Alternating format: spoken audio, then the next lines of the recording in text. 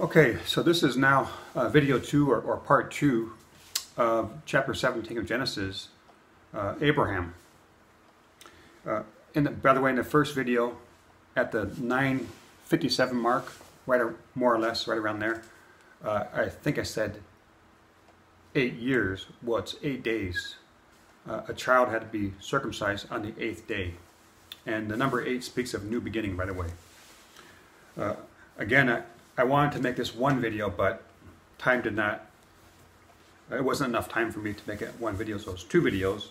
Genesis 17, God changes Abram's name to Abraham, and God changes Sarai's name to Sarah.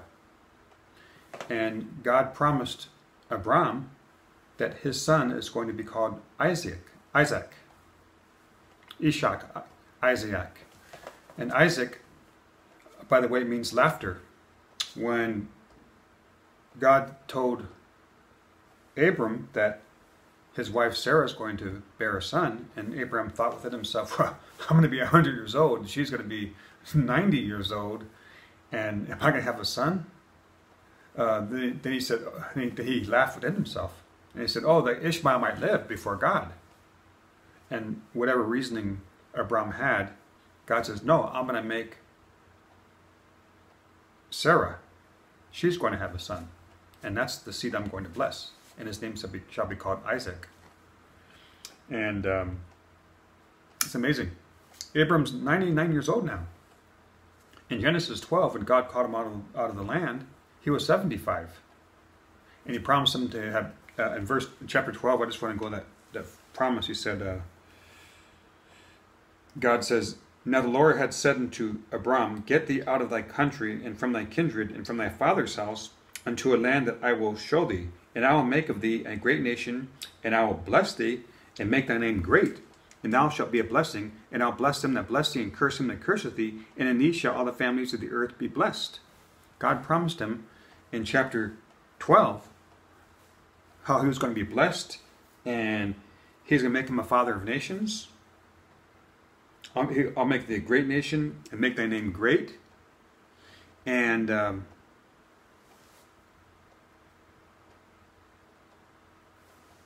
he didn't use the word father of nations here, but he used it in chapter 17. But now, all these years, 24 years, is going to be 25 by the time he has his son. That's a long time. That's a long time. But his faith stayed firm. And the covenant that God said, an everlasting covenant, what Abraham had to do in his seed, the male children had to be circumcised on the 8th day. That's, if you want to keep the covenant, this is part of it. They had to do the circumcision. So there'll be an argument of, well, it wasn't an unconditional covenant. It's because, well, God made this covenant with Abraham, and that is established. On Abraham's part and on his seed, it was for them to circumcise their male children on the 8th day. If they didn't, then what does it say? That they're cut off. Now, through Christ, through the finished work of Messiah, of the Lord Jesus, Jesus of Nazareth, suppose that you are from the physical lineage of Abraham, and you weren't circumcised, you could still come to God through the finished work of Messiah on that cross 2,000 years ago. When Jesus Christ died on that cross, he paid for the sins of all those that will be saved. And I've said it many a time, and God willing, I'll say it even again. When Jesus of Nazareth died on that tree 2,000 years ago, the blood that he shed was enough for the whole Adam race. The whole Adam race is not saved. But those that are saved, his blood covers them. And they are covered. And all those that are saved.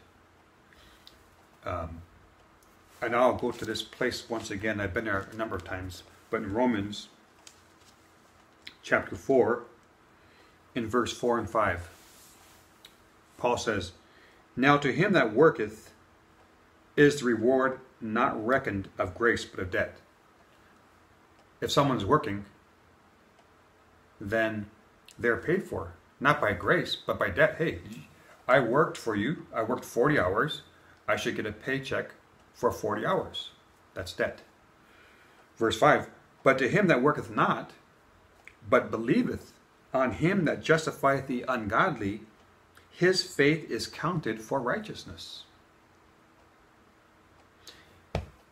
I'm not putting my trust in my own self. I'm not putting my trust in my own work.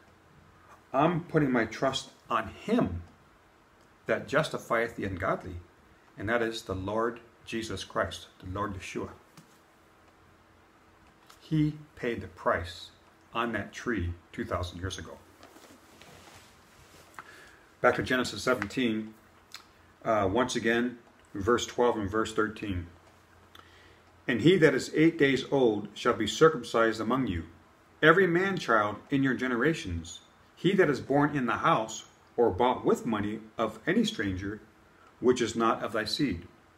He that is born in thy house, and he that is bought with thy money, must needs be circumcised.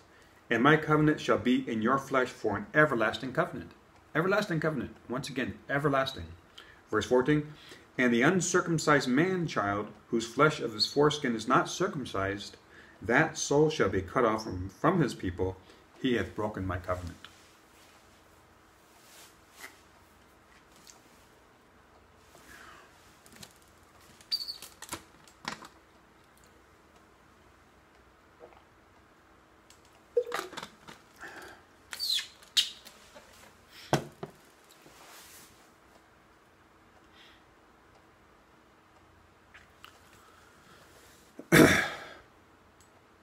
The idea of God choosing a man and his seed after him to multiply the earth. What a wonderful thing. God did this. It's something that he desired to do, and that is what he did. And in Romans and Galatians, those that are of faith are called children of Abraham, because Abraham was the man of faith, and he's called the father of faith. It is so wonderful and such a wonderful blessing to believe on the God of Israel, the maker of heaven and earth, the Most High God, and to believe that the Son came down and became like one of us, separate from sin, going to the cross and receiving the blame for sin on his own shoulders. And God punished him for the sin of the Adam race. And those that could believe, your sin has been judged. For those who don't want that, then they want to come before God without a justifier. It's not going to be a good end for them. And I'll go to verse 19 again. And God said, Sarah, thy wife shall bear thee a son indeed, and thou shalt call his name Isaac, and I will establish my covenant with him for an everlasting covenant, and with his seed after him. Once again, this everlasting covenant. Verse 20, and as for Ishmael, I have heard thee. Behold, I have blessed him, and will make him fruitful, and will multiply him exceedingly.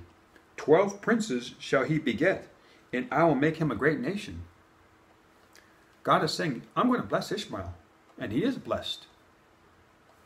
Verse 21, but my covenant will I establish with Isaac, Isaac, which Sarah shall bear unto thee at this time in the next year. This time next year thou shalt have a son, and call his name Isaac.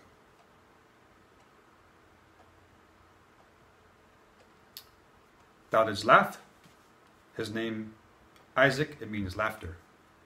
And in the next chapter, Sarai is going to laugh, or Sarah's going to laugh. And then she's going to deny it. Both of them laughed. And their son was called Laughter, Isaac. Wonderful, amazing.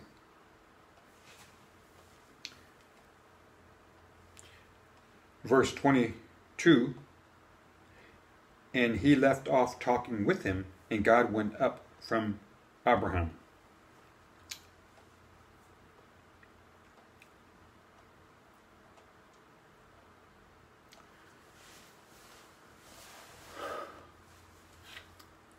You know, just the thought of this man, first in chapter 12, hearing this voice from God and leaving his father's house and his father's land, and to come to this land that God's going to promise him. And God's going to promise him seed after him that's going to be like the stars of heaven. And probably there were those that doubted. But Abram held firm to his faith. And as for us who believe, it is a good thing to hold firm to our faith.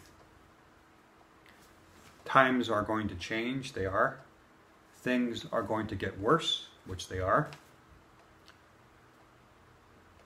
The world is not for us. The enemy is having his field day right now. He knows his time is short.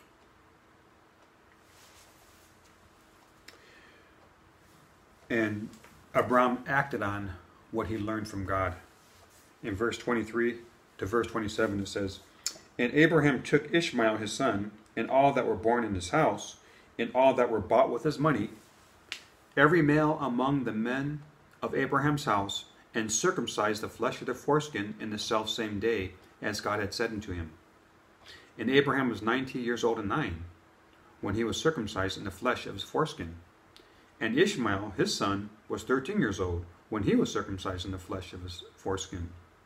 In the selfsame day was Abraham circumcised, and Ishmael his son. And all the men of his house, born in the house, and bought with money of the stranger, were circumcised with him. Painful, painful, painful to be circumcised when you're older. When Abram was given his first son, Ishmael, he rejoiced. I'm already in my 80s, and I finally received my blessing from God, his promise. And now he finds out this is not the promised one. Although he's a blessed, he's not the promised. I'm checking the time again. He's not the promised one. He's blessed indeed. But Isaac is the promised one. This is the promise. This is the promise that I have with the seed of Abraham. And what a blessing. In Isaac shall thy seed be called. That's what God says. There's less than a minute left. So this is video 2, part 2 of chapter 17 of Genesis. It's called Abraham. And this is of the Genesis videos and also of the regular videos, of the patriarch videos. And just remember, once again, believe on the Lord Jesus Christ. Believe that this is through Abraham and through Isaac, all the way through the generations, Jesus was born. And he was a man, and yet he was the Son come down incarnate in this man. And believe on him. Believe on the Lord Jesus Christ, and thou shalt be saved. Praise the Lord, and God bless you.